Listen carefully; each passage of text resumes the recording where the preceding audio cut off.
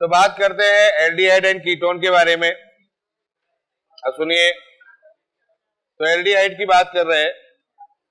तो एल्डिहाइड का मतलब क्या हो गया? C double bond O H जो फॉर्म हो गया, ये एल्डिहाइड हो गया।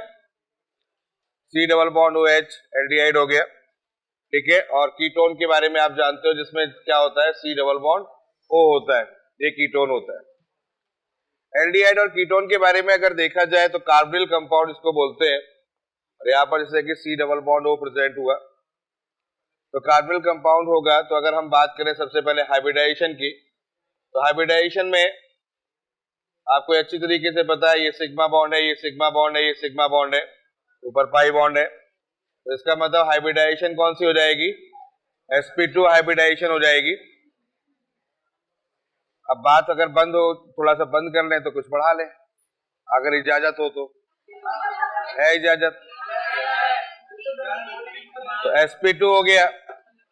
और एंगल की बात करें तो sp2 हाइब्रिडाइजेशन हो गया, तो एंगल कितना हो जाएगा? 120 डिग्री जो होगा वो एंगल हो जाएगा, ठीक है। तो sp2 हाइब्रिडाइजेशन हो गया और 120 डिग्री एंगल हो गया। अगर हम इसके बारे में बात करें तो इसका स्ट्रक्चर कैसा होगा? ट्राइगोनल प्लेनर होगा। ट्राइगोनल प्लेनर, त्रिकोणीय समतलीय, that is the trigonal planar structure, ठीक है। तो ट्राइगोनल प्लेनर स्ट्रक्चर होगा। तो ये sp2 हाइब्रिडाइजेशन और ट्राइगोनल प्लेनर होता है। अब कुछ बातें इसके बारे में और समझ लेते हैं कि जो हमारे पास में कार्बोनिल कंपाउंड होता है, इसमें एक खासियत होती है कि O जो होता है ये मो इलेक्ट्रोनेगेटिव एलिमेंट होता है कार्बन से, जिसके कारण से इसमें नेगेटिव और इस पर पॉजिटिव चार्ज डेवलप हो जाता है। इसके कारण से इसको हम लोग कह सकते हैं ये पोलर फॉर्म होता है। और यही कारण है कि इसके अंदर डाइपोल मोमेंट जो होता है वो एग्जिस्ट करता है। ये पोलर होता है और ये डाइपोल मोमेंट इसके अंदर प्रेजेंट होता है। डाइपोल मोमेंट तो जानते ही हम लोग अच्छी तरीके से, डाइपोल मोमेंट इसमें प्रेजेंट होता है। तो इसमें पोलैरिटी डेवलप होती है, पोलर होता है, पोलैरिटी डेवलप होती है। और पोलैरिटी क्यों डेवलप होती है? दोनों के बीच में डिफरेंस ऑफ इलेक्ट्रोनेगेटिविटी होता है, ये नेगेटिव और ये पॉजिटिव है, तो पोलैरिटी डेवलप होती है।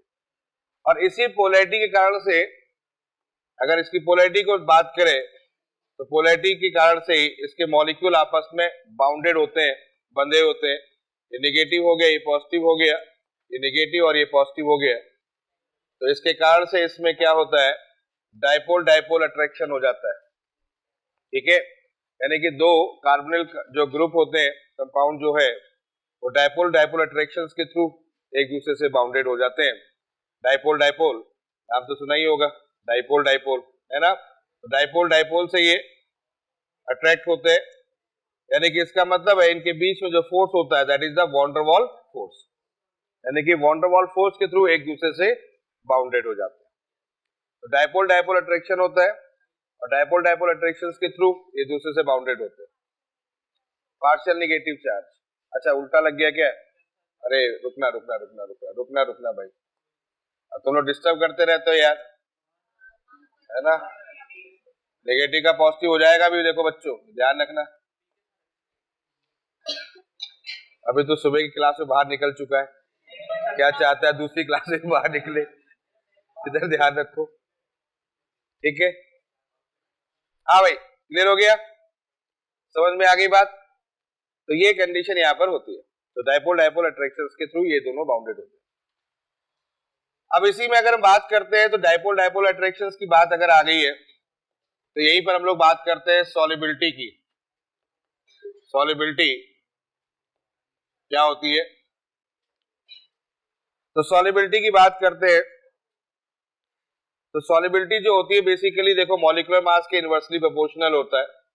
जैसा कि आपको अच्छी तरीके से पता है कि सॉल्युबिलिटी जो होगा inversely proportional to molecular mass होगा। यानी कि इसका मतलब ये हुआ कि जितना छोटा होगा उतनी सॉल्युबिलिटी ज्यादा होगी और जितना बड़ा होगा उतनी सॉल्युबिलिटी कम होती जाएगी। क्लियर है? तो जितना छोटा होगा उतनी सॉल्युबिलिटी ज्यादा होगी और जितना बड़ा होगा सॉल्युबिलिटी कम होती जाएगी। और प्रैक्टिकली ये देखा गया है कि जैसे जैसे मॉलिक्यूलर मास बढ़ेगा तो सॉल्युबिलिटी कम हो जाएगी, ये तो आप समझ रहे हैं। और सॉल्युबिलिटी कम होने का रीजन समझ रहे होंगे, स्टेरिक हिंड्रेंस फैक्टर भी आ जाता है।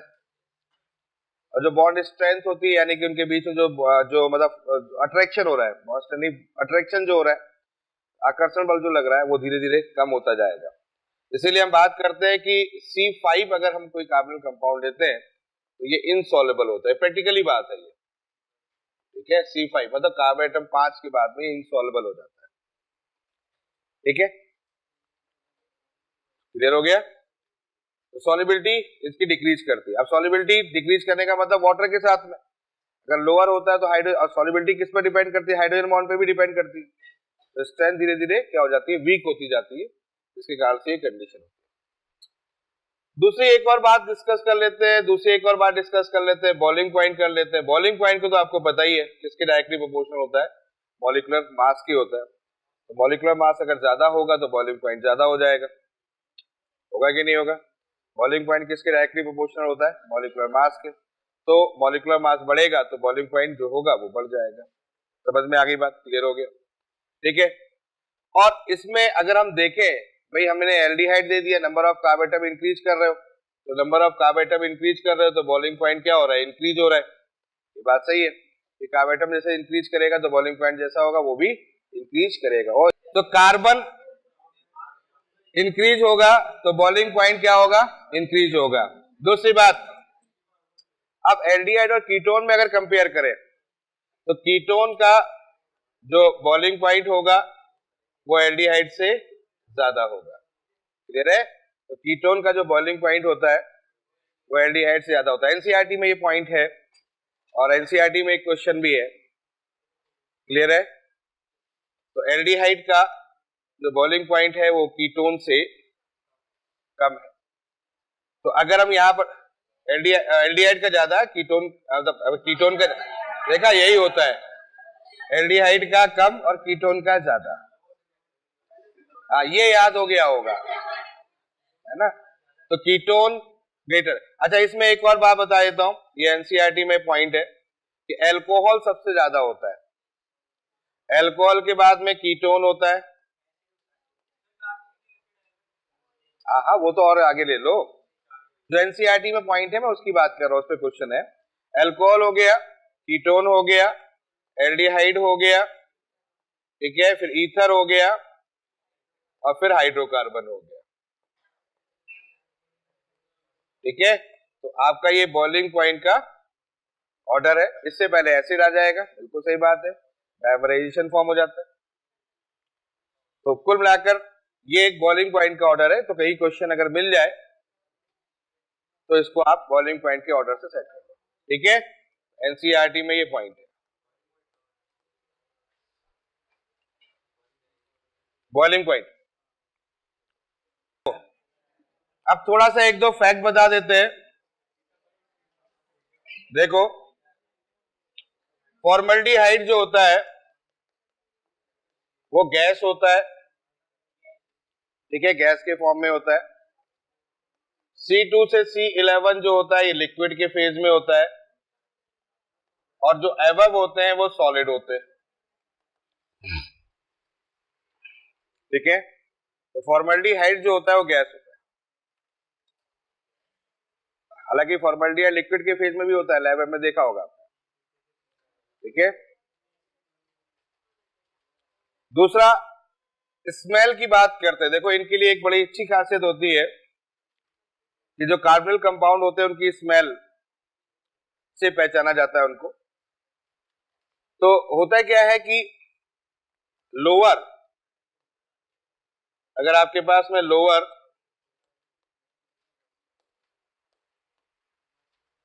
कार्बोनिल कंपाउंड है तो इनकी जो स्मेल होती है बहुत तेज होती है, तेज कह सकते हो, ठीक है, अनप्लीजेंट, ठीक है, तेज, तीक्ष्ण, अनप्लीजेंट, ठीक है,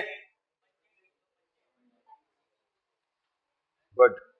और हायर जैसे जैसे होती है, अब मैं लिख रहा हूं तो अपने हिसाब से लिख लो, तुम ये मत समझो कि यहां ये लिखो, है ना, तो अपने समझ में आ गया होगा। और हाइयर होती है तो अच्छी होती है। अच्छा गुड, अरे ठीक है। तो ये एक छोटी छोटी बातें हैं जो मैंने डिस्कस की है, ये इसके जनरल प्रॉपर्टीज के पॉइंट ऑफ व्यू से ये डिस्कस किया है। अब थोड़ा सा हल्का फुल्का एक पॉइंट और डिस्कस कर देते हैं, रिएक्टिविटी। हालांकि मैं इसके बारे में पूरी बातें पहले न्यूक्लियोफिलिक एडिशन रिएक्शन में सिखाया हुआ है, तो रिएक्टिविटी की बात भी कर लेते हैं। तो रिएक्टिविटी में क्या सीखा है अपन लोगों ने?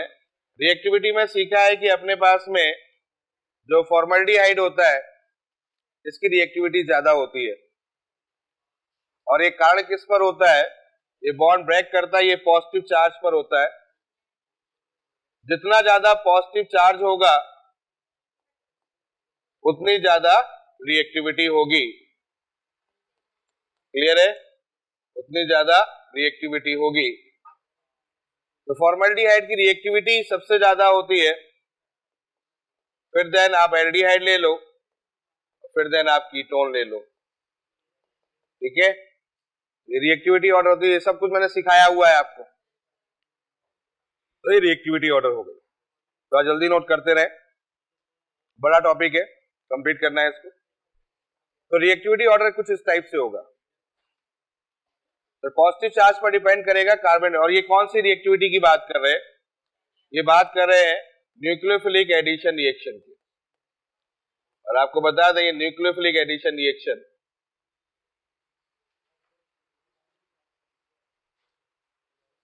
ये कुछ पॉइंट्स हैं, इनको ध्यान रखना होगा।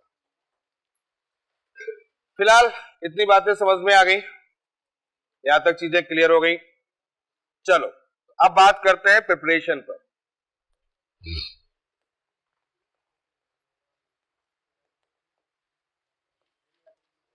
तो प्रिपरेशन पे बात करते हैं। तो यहां पर कार्बोनिल कंपाउंड बना रहा हूं,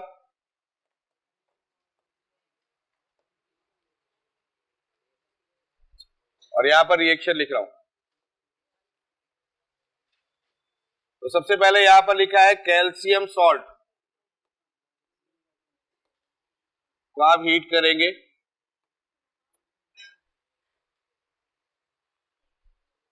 कैल्शियम सॉल्ट को हीट करेंगे। दूसरा, एसिड को हीट करेंगे MnO की प्रेजेंस में।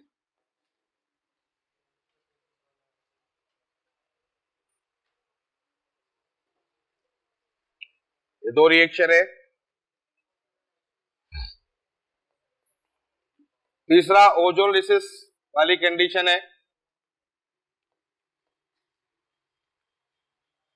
ओजोनलिसिस करेंगे, रिएक्शन हम लोग पहले देख चुके हैं।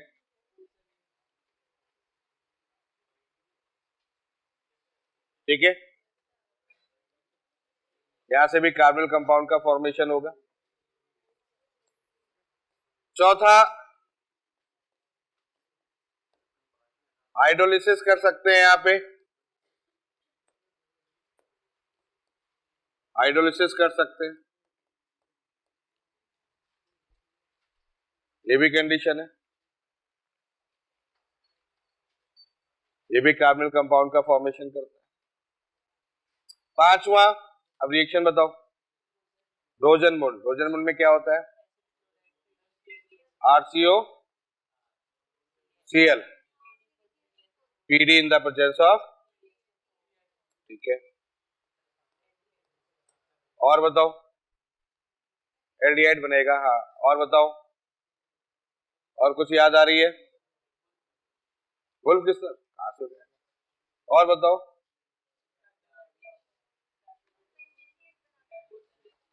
वो एरोमेटिक की बात है, एलिफेटिक की बात कर रहे हैं। और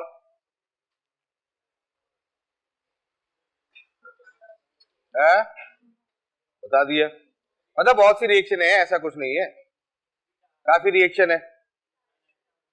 ग्रिग्नार्ड एजेंट याद है, बनता है ग्रिग्नार्ड एजेंट से कार्बोनिल कंपाउंड। नहीं बनता, अल्कोहल बनता है। अच्छा तुमने मना कर दिया था? अच्छा मैं सुना नहीं था तुम्हारा मना। काम की बात धीरे बोलते हो। और किससे? ठीक है, तो कार्बोनेट नहीं बनेगा, एसिड बनेगा। क्लियर है? चलो पहले इसमें कुछ बात बताता हूं, फिर और रिएक्शन की बात करते हैं। देखो ये रिएक्शन तो पता है, सी डी ई तो पता है आपको। हम इन दो रिएक्शनों के बारे में थोड़ा डिस्कस करेंगे पहले, ठीक है? हाँ हाँ हाँ, ऑक्सीडेशन भी है, बिल्कुल है। अभी रुक जाओ, अभी आते हैं। पहले इन दोनों रिएक्शंस के बारे में डिस्कस करते हैं। देखो हमने लिया है कैल्शियम सॉल्ट, ठीक है, फैटी एसिड। एग्जाम्पल ले लो कैल्शियम फॉर्मेट, ऐसे समझ लो, कैल्शियम फॉर्मेट। तो कैल्शियम फॉर्मेट लिया मैंने, कैल्शियम सॉल्ट, फैटी एसिड, ठीक है। इसमें क्या होता है, आपके पास में कैल्शियम है, फॉर्मेट है। अब कैल्शियम फॉर्मेट कैसे होगा सोच के देखो, O C double bond OH आ गया, O C double bond OH, ठीक है। अब इसको आप हीट कर दो, एक ही मोल लिया, क्लियर हो गया। तो CaCO3 निकलेगा, बाकी को जोड़ दो, CaCO3 छोड़ के बाकी को जोड़ दो। तो CaCO3 कहां से निकलेगा सोच के देखो, CaCO3, ये निकाल दो और बाकी को जोड़ दो। आ गया समझ में? CaCO3 और बाकी को, यहां क्या हो जाएगा, SCHO प्लस हो जाएगा CaCO3। अब समझ में आया? ये होती है काम। क्लियर हो गया? बात नहीं इधर समझ में आ रहा है? तो CaCO3 की कंडीशन है। अब अगर मैं कैल्शियम फॉर्मेट की जगह कैल्शियम एसीटेट लेता हूं, कैल्शियम एसीटेट लेता हूं, तो कैल्शियम एसीटेट लोगे तो फॉर्मूला क्या हो जाएगा, O हो जाएगा C डबल बॉन्ड O, या CH3 हो जाएगा, या C double bond O CH3 हो जाएगा। यहां हीट कर दो और यहां हीट करोगे तो फिर से मैंने कहा CaCO3 निकाल दो, कहा ना मैंने CaCO3 निकाल दो, ये निकल जाएगा। यहां पर क्या बन जाएगा आपका, एसीटोन बन जाएगा, CH3 C double bond O CH3, बस CH3।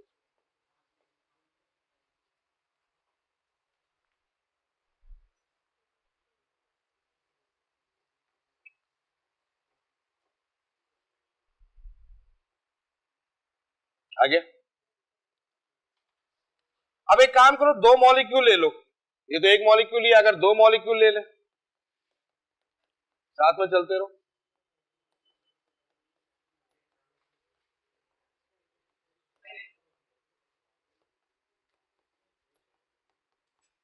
दो मॉलिक्यूल ले लो, इसको हीट करो। अब दो CaCO3 निकलेंगे, एक इधर से और एक उधर से, दो CaCO3 निकालो, तो ये CaCO3 यहां से निकल गया और ये CaCO3 यहां से निकल गया। अब थोड़ा सा याद लॉजिक लगाना, जब दो मॉलिक्यूल लेंगे तो आमने सामने वाले को जोड़ना है, दो CaCO3 लेना है तो आमने सामने वाले को जोड़ना है, ऐसे करना है। अब आपस में जोड़ना, आपस में नहीं जोड़ना, अब आमने सामने वाले को जोड़ना है, और आमने सामने वाले को जोड़ेंगे यहां कितना हो जाएगा, H C double bond OH। अब दोनों सेम ही मिलेंगे तो 2 कर दो, प्लस 2 CaCO3।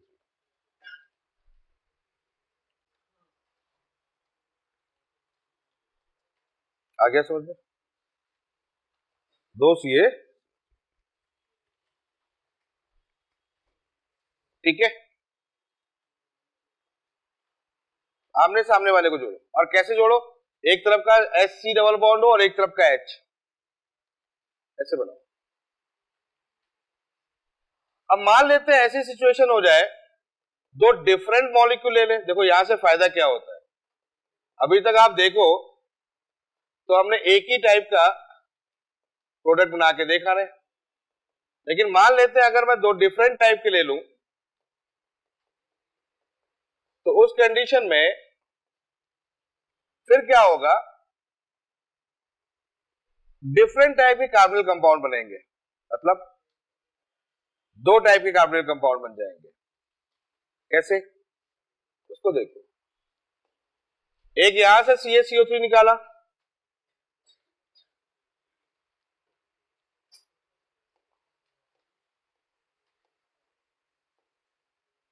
ये देखो एक ये निकाला और एक ये निकाला। तो पहला इसके साथ जोड़ दो, मैंने कहा कि एक इसका जोड़ो,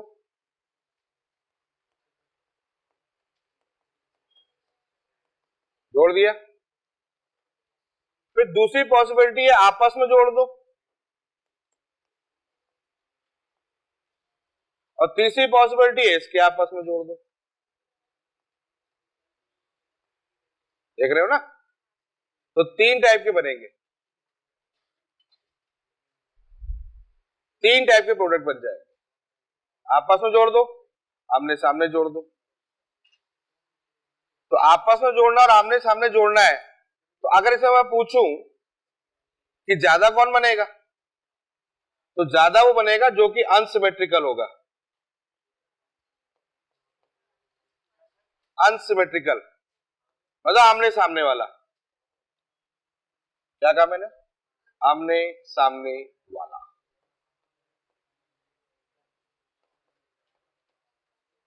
ठीक है, आमने सामने वाला। आमने सामने वाला कौन सा,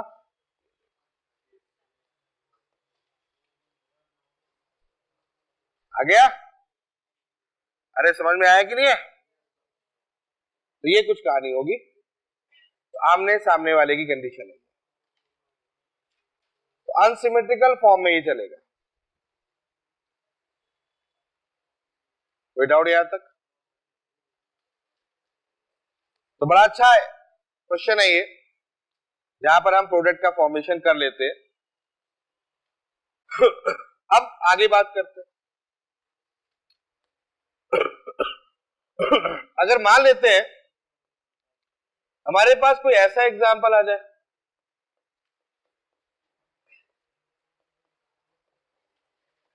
और अब हमने हीट किया, तो यहां पर भी बात वही है, तो निकाल देंगे, और इसको निकालेंगे, CaCO3 निकल जाएगा, तो रिंग बन जाएगी। कितने कार्बन एटम की रिंग बनेगी,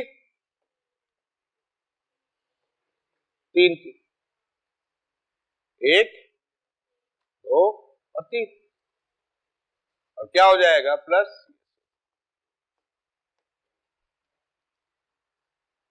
तो रिंग भी बन सकती है, साइक्लिक का मतलब अगर मिला होगा ऐसा कुछ भी हो सकता है। ठीक है, अच्छा एक बात मुझे बताओ, क्या मैं इससे बेंजल्डिहाइड या एरोमेटिक कंपाउंड बना सकता हूं, बना सकता हूं। अगर मुझे एरोमेटिक बनाना है तो मैं एरोमेटिक बना सकता हूं। कैल्शियम बेंजोएट ले लो, भाई यहां पर अपन ने क्या ले लिया, यहां पर अपन ने क्या लिया, देखो जरा गौर से, H लिया ना, इस H की जगह बेंजीन लगा दो, बनेगा नहीं बनेगा, बिल्कुल बनेगा। ये कंडीशन हो गई।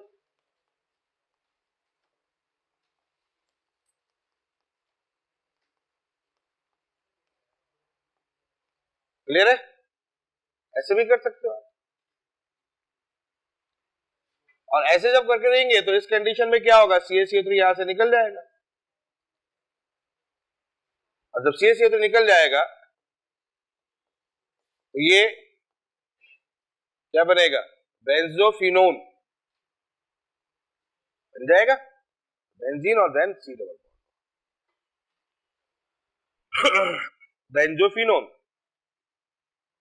आवाज चेक करते हैं ना, तो बेंजोफिनोन है ना, ये यहां पे बन जाएगा। तो बात समझ में आ गई बच्चों, क्लियर हो गई कहानी। तो इस तरीके से कंडीशन।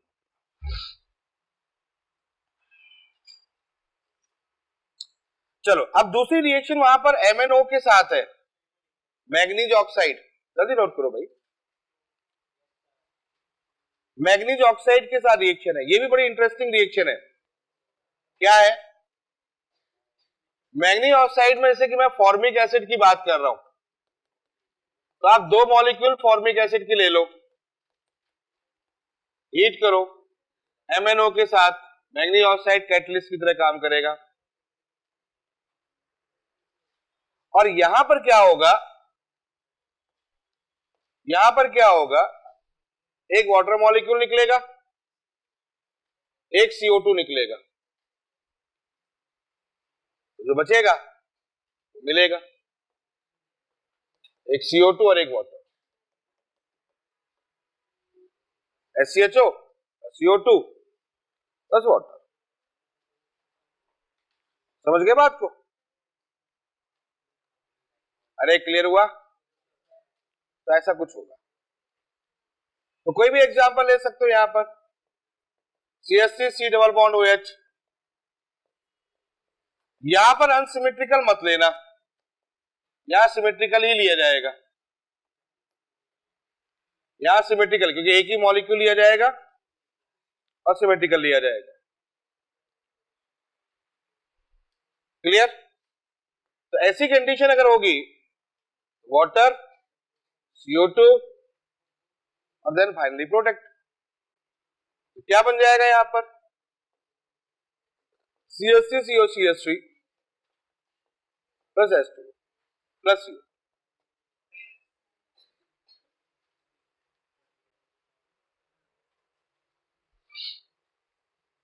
आ गया?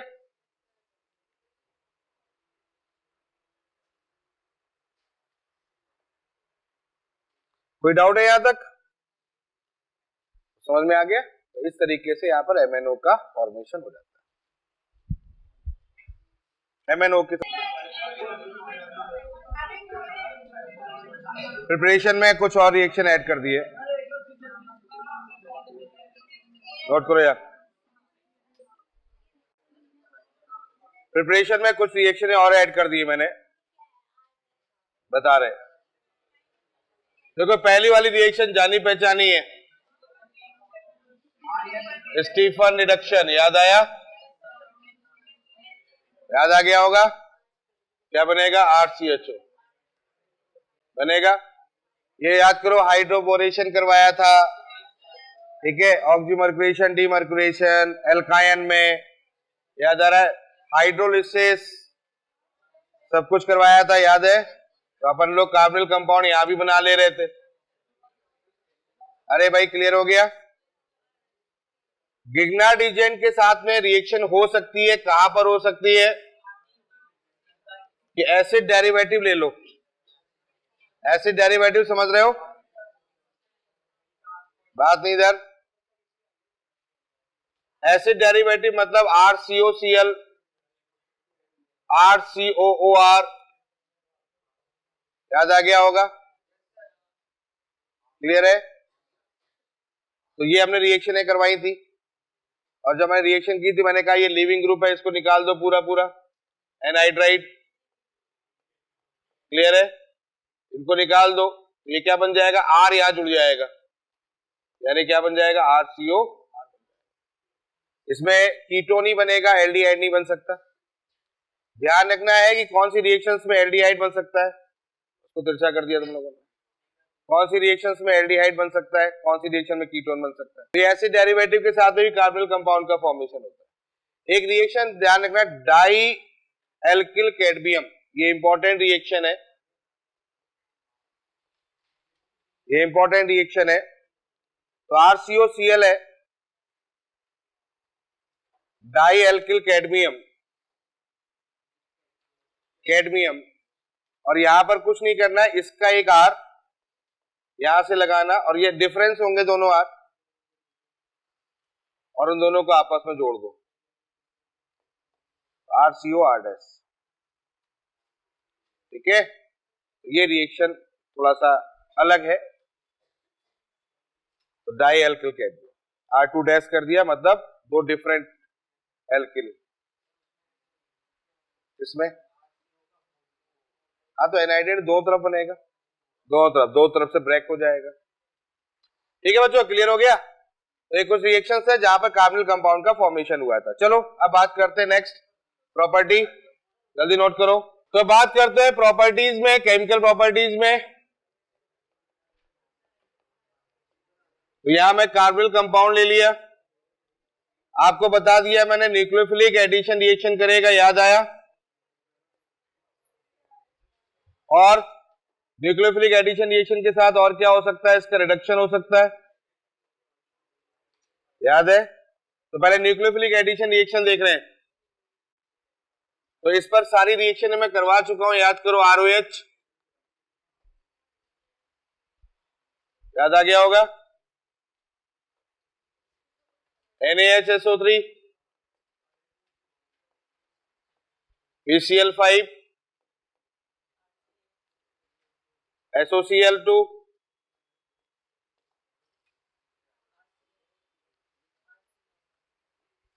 ठीक है, साइनाइड HCl,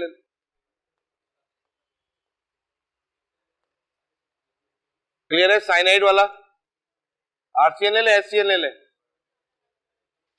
HCl ले लो, ठीक है।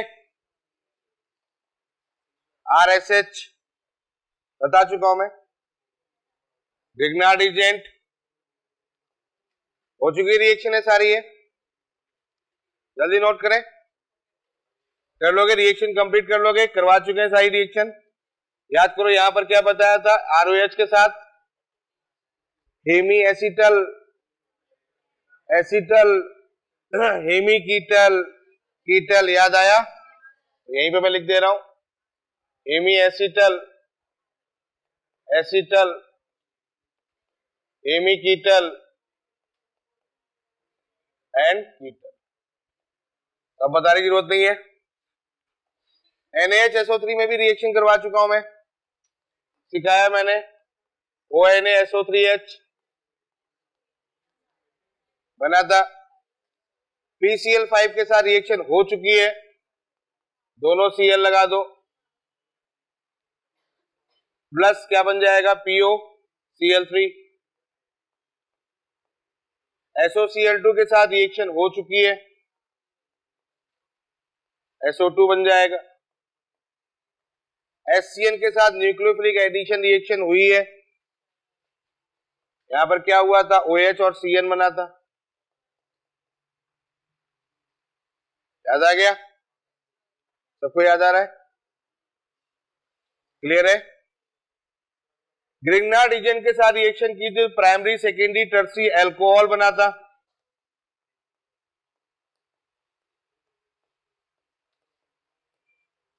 ठीक है, सारी रिएक्शन ये हो चुकी है। चलो आगे बात करते, नेक्स्ट कार्बोनिल कंपाउंड को ले लें और अमीन डेरिवेटिव, अमोनिया डेरिवेटिव उधर चले जाए, वहां रिएक्शन अपन ने की थी NH3 के साथ, RNH2, याद आ गया होगा। फिर नाइट्रोजन डेरिवेटिव में NH2OH, याद आ गया होगा, NH2 NHCONH2, DNP,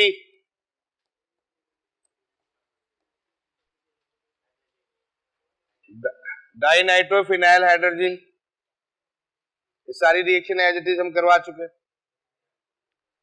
इन सारी रिएक्शनों में मैंने क्या सिखाया था आपको, मैंने एक ही चीज सिखाई थी, वाटर निकाल दो। इस वाली कंडीशन से अपने क्या निकालना है, O निकालना है, इस वाली कंडीशन से 2H निकालने, तो वाटर निकल जाएगा, दोनों को जोड़ दोगे, क्या बन जाएगा, C डबल बॉन्ड NH बन जाएगा, यहां पर होगा C डबल बॉन्ड NR, यहां पर क्या होगा, C डबल बॉन्ड NOH, यहाँ क्या होगा, C double bond N NH CONH2, और DNP में आपको प्रोडक्ट बनाया था। DNP याद आ गया, डाई नाइट्रोफेनिल हाइड्राजीन, याद आ रहा है कि नहीं आ रहा है? कैसा स्ट्रक्चर था ये, डाई नाइट्रोफेनिल 2,4 भी था, है ना, 2,4 DNP, तो फेनिल हाइड्राजीन तो ये हो जाएगा, हाइड्राजीन ये हो गया 2,4 1 2 2 3 4 पैरा, और ये वाला फॉर्म जो होगा ये निकल जाएगा। इसी में मैंने एक और चीज सिखाई थी, थोड़ा सा और जा रहे, मैंने कहा था SCHO की रिएक्शन अमोनिया से कर दो, याद आ गया होगा। यूरोट्रोपिन नाम की कोई चीज मैंने बताई थी, यूरोट्रोपिन बताया था, नहीं बताया था? यूरिन प्रॉब्लम के लिए ये मेडिसिन की तरह यूज करते हैं, और RDX प्रिपरेशन के लिए यूज होता है। एक बड़ा सा स्ट्रक्चर था, बताया था नहीं बताया था? यूरोट्रोपिन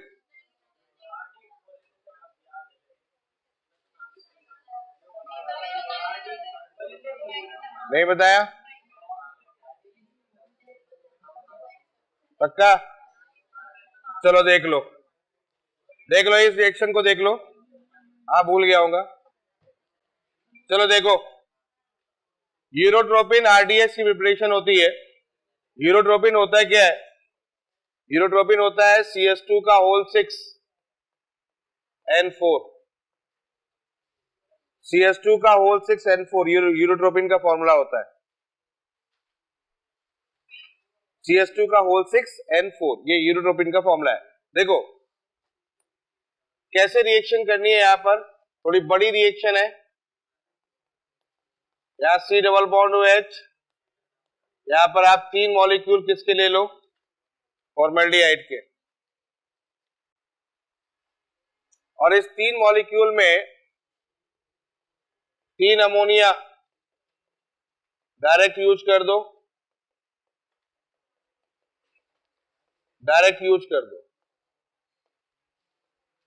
पॉजिटिव निगेटिव, जैसा मैं बोल रहा हूं वैसा करते जाओ, और ये बॉन्ड ब्रेक हो गया, पॉजिटिव निगेटिव, यहां positive negative, positive negative, positive negative, positive negative, जोड़ दो आपस में। तो अगर इसको जोड़ोगे तो आप देखो H यहां आ जाएगा, NH2 यहां आ जाएगा, देखो ना, H यहां आ गया और NH2 यहां आ जाएगा, तो यहां हो जाएगा CS2OH, ऐसे बना लो, NH2 को ऐसे लिख दो NHH, 3 मॉलिक्यूल होंगे, फिर ऐसे लिख दो यहां पर HOCS2 NHH, फिर एक और मॉलिक्यूल लिख दो यहां पर HO, यहां पर CS2 NHH। अब तीनों में साइक्लिक बना दो, वाटर निकाले जाओ, साइक्लिक बनाते जाओ, ये वाटर, ये वाटर और ये वाटर, ठीक है। तो 3H2 यहां निकाल दिया आपने, और 3H2 यहां से निकाल लिया तो CS2 हो गया, या N हो गया, H हो गया, ऐसे लिख दे रहा हूं, या CS2 हो गया, N हो गया, H हो गया, या CS2 हो गया, या N हो गया, H हो गया, और ये CS2 हो गया। कर लिया, समझ में आ गया? वाटर मॉलिक्यूल निकाल लिया, ये समझ में आ गया, OH OH OHH OHH complete कर लिया।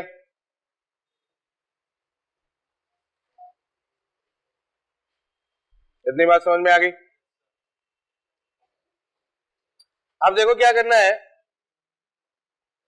अब 3 मॉलिक्यूल SCHO के और लेंगे, कितने, 3, तो 3 और ले लो। अब 3 मॉलिक्यूल ले लो, एक ये ले लिया, एक ये ले लिया, एक और ले लिया, क्योंकि टोटल 6 मॉलिक्यूल यूज होते हैं SCHO के, तो 3 मॉलिक्यूल अगर और ले लेंगे तो ये बॉन्ड टूटा, ये बॉन्ड टूटा, ये बॉन्ड टूटा। अब समझना, यहां पर जो ये H तोड़ा था ना, ये H फिर से टूटेगा। अब तुम खुद सोचो, ये H यहां लग जाएगा OH में, देख लो एक मिनट के लिए, ये H जो है ये O में लग जाएगा और ये निगेटिव पॉजिटिव एक हो जाएंगे।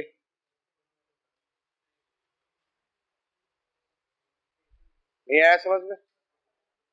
नहीं आया भाई, ये इसके साथ अटैच हो रहा है। देखो आप ये वाली कंडीशन देखो, जैसे मैं एक कंडीशन बना रहा हूं, ये N बनाया, नीचे वाली कंडीशन बना रहा हूं मैं, यहाँ CS2 या CS2 इधर बना हुआ है, एक को समझा रहा हूं।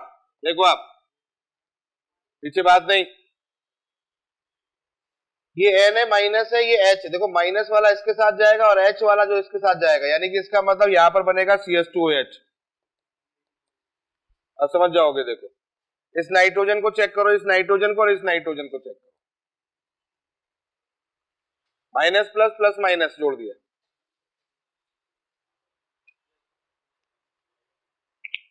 अब आया समझ में? तो 3 मॉलिक्यूल है, क्योंकि 1 2 3 1 2 3 3 मॉलिक्यूल जुड़ेंगे और 3 मॉलिक्यूल जुड़ेंगे, कुछ कहानी ऐसी बनेगी। ठीक है, तो अगले पेज पे जा रहा हूं। क्यों? देखो अब क्या होगा, यहां CS2, इधर देखो सब लोग,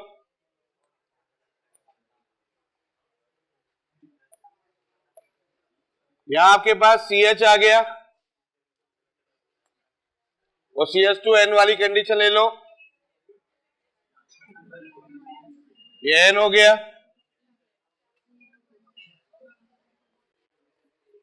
यहां CS2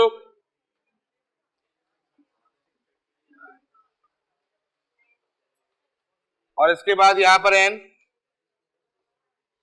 अब इसमें देखो CS2OH सब में लग चुका है हर नाइट्रोजन पर, तो यहां CS2OH, यहां CS2OH, CS2OH, ये जैसा लगा था वैसे मैं लगा लिया। ठीक है, थोड़ा सा इसको बनाएंगे, CS2OH ऐसे लगा लेंगे, और अब जैसे CS2OH लग गया तो एक अमोनिया का मॉलिक्यूल और मिलेगा, यहाँ H, यहाँ H, यहाँ H, और अब यहां से वाटर, यहां से वाटर, यहां से वाटर, ये बनता है फाइनली यूरोट्रोपिन।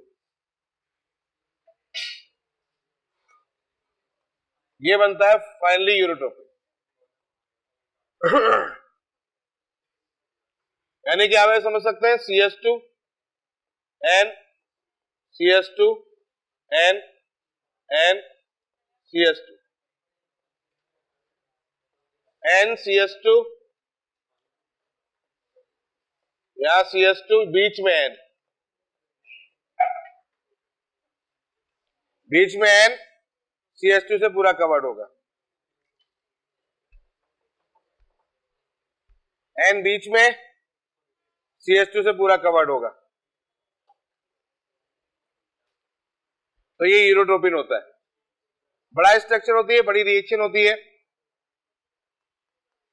इसमें कभी कभी ऐसा पूछ सकता है कि रिएक्शन में कितने मॉलिक्यूल HCHO यूज होंगे और कितने मॉलिक्यूल अमोनिया यूज होंगे।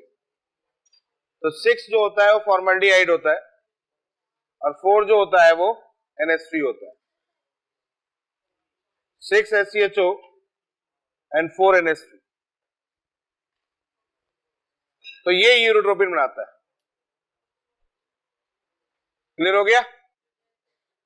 तो यहां तक आपको पूरी बात समझ में आ जाएगी कि इस तरह के रिएक्शन, केमिकल रिएक्शन यूरोट्रोपिन की होती है।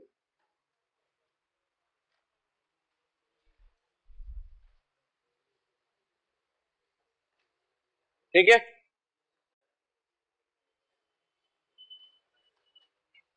अब ये तो मैंने कंडीशन बता दी है रिडक्शन ऑक्सीडेशन के बारे में आपको सब पता ही है, क्लीमेंशन रिडक्शन होता है, वुल्फ किस्लर रिडक्शन होता है, HI in the presence of red phosphorus use कर सकते हैं, LiAlH4 यूज कर सकते हैं, NaBH4 यूज कर सकते हैं। रिडक्शन ऑक्सीडेशन पे अपन लंबी कहानी डिस्कस कर चुके हैं।